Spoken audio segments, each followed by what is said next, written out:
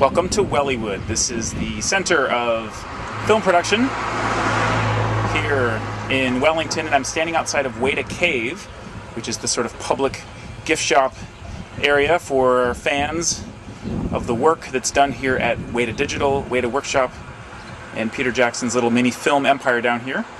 So we're not going to get much of a closer look at what actually goes on inside the special effects facilities here, but at least we can go inside and see what's going on inside the Weta Cave. Let's go take a look.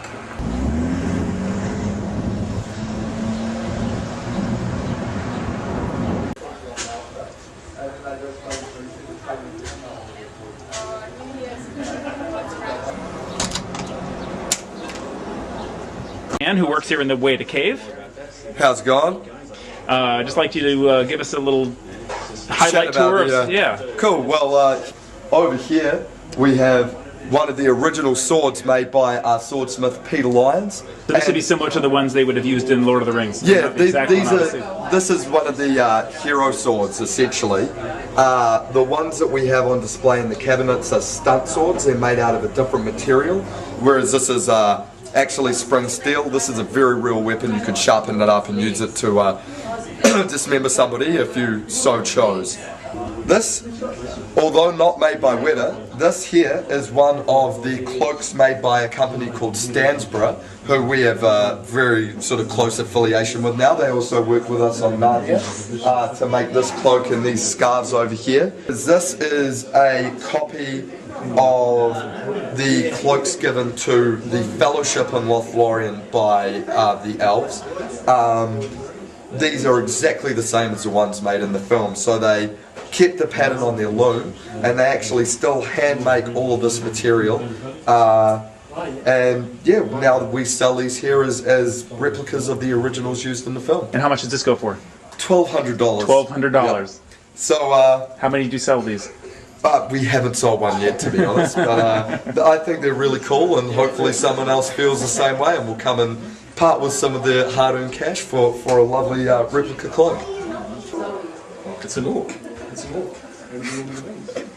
I never seen them alone. We're twins. Actually, that's my mum, or my sister, maybe.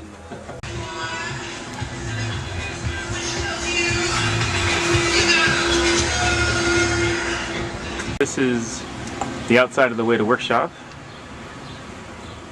where secret meetings are happening, producing the next Academy Award winning special effects.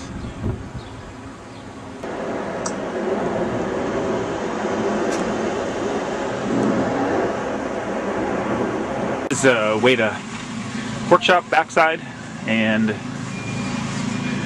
Weta Digital. But there's nothing to see here. It's all behind closed doors.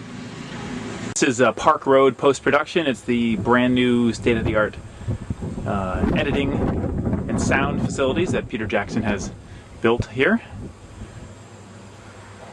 You'll never find like a celebrity coming out of there. I lived up there for like 2.5 years now. Won't find one. But in terms of like, especially with the Weta Cave and like all these tour buses and stuff going through, does that bother the people who live around here, or? Not really. When they made the jet bike, that kind of bothered people because it was pretty loud. And up on that hill is Weta Digital. Voila! And this is the ship they used for the movie King Kong. It's still moored here on this wharf, very close to the airport, rusting away. A little bit of movie magic.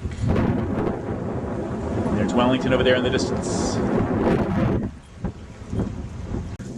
Are you a fan of like Lord of the Rings and Narnia and that kind of stuff? Yeah, kind of. Yeah? A little bit. Yeah.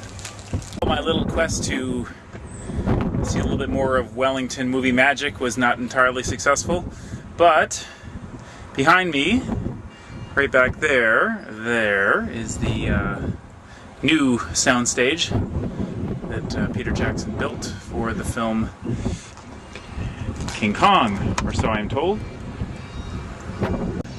Behind me we have Stone Street Studios, where a lot of the interiors and sets for Lord of the Rings were created and filmed right here. Been kindly requested to stay outside the gate, so I will. But here, take a look.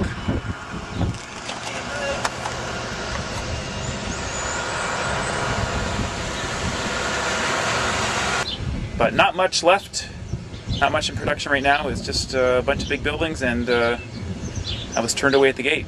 So the quest continues.